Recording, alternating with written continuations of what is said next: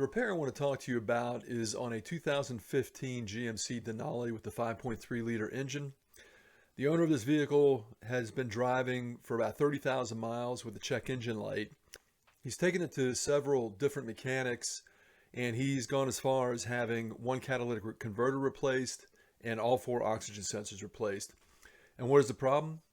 Well, his check engine light is telling him he's got a P0420 and a P0430, which indicates an inefficiency of the catalytic converter system. There could be several different reasons for that. It could be that the catalytic converters are bad, or it could be that the oxygen sensors are bad.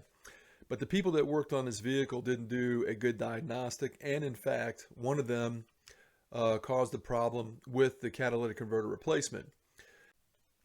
So when I did my diagnostics, I'm looking at the vehicle, checking it over, and you can see in this photo that it's fairly rusty. It spent a lot of time in the Rust Belt.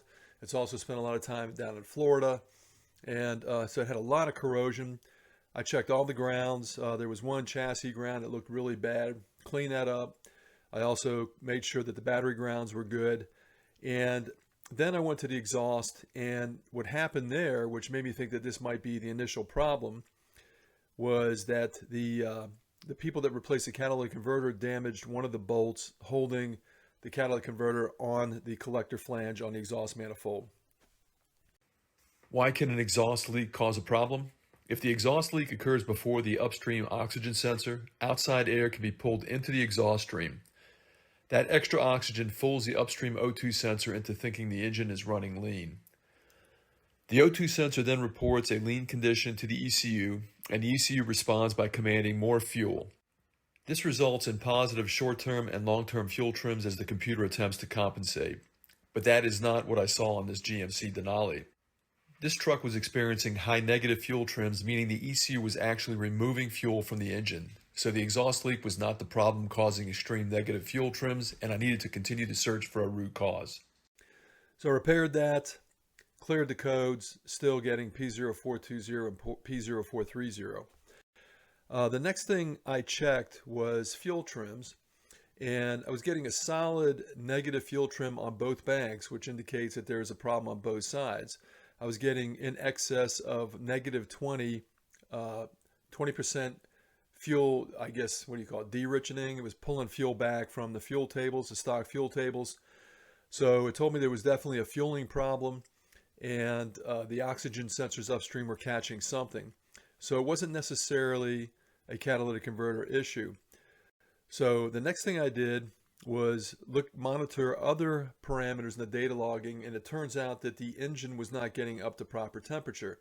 It was only getting up to about 150 degrees, and it should be at or above 200 degrees Fahrenheit. This gave me an indication that the thermostat was bad. That was replaced, and the temperatures got up to normal, over 200 degrees Fahrenheit, but it did not resolve the catalytic converter efficiency problem. Why did I consider the thermostat to be a contributing factor? A thermostat stuck open can affect emissions performance and influence the conditions under which the catalyst monitor operates. Because of that, I considered it a possible contributor to P0420 and P0430 codes. Also, I should note that the prior data logging showed the downstream oxygen sensors responding very slowly and staying above approximately 0.5 volts most of the time. That behavior suggested the catalytic converters were still storing oxygen and buffering changes in the exhaust system. If the converters had lost most of their oxygen storage capacity, I would have expected to see much larger and more frequent changes in the downstream oxygen sensor signals. Next thing I did was disconnect the mass airflow sensor to see if that was giving a bad signal, and the engine can run on limp home mode. Well, that had no impact on fuel trims. I went ahead and cleaned the mass airflow sensor anyway, put it back together, no change. So now that I've taken care of all those basic things, the last thing I wanted to check was potentially the EVAP purge valve leaking. Now, if the EVAP purge valve is leaking, it's pulling fuel vapors from the fuel tank all the time. It's not, even when it's not being commanded open, it should be closed. So that could give some excess fuel that the engine is picking up and saying it needs to unrichen or lean out the fuel, the combustion. So I replaced that, and it actually improved it. Previously, the fuel trims would indicate a check engine light within about 15 minutes of driving. The driver of this vehicle drove it for several days before the check engine light came back on, and I couldn't go back because this vehicle's in Florida, and it was while I was down on vacation there. I couldn't go back to check any of the data logging to see what the problem is. So I basically knocked out a lot of different issues, bad grounds, leaking exhaust, cleaned the mass airflow sensor, thermostat problem, and then the purge valve. And still there's a problem that is causing a P0420 to P0430 on both banks. And also I just wanted to point out that I did test the catalytic converters, and they are operating properly. They are getting up to temperature, and you can do that with an infrared thermometer. The temperature on the tail end of the catalytic converter should be higher than the inlet side because you're burning off the fuel in the catalyst system. So I'm scratching my head. I think at this point there's something going on with the fueling system that's pushing too much fuel.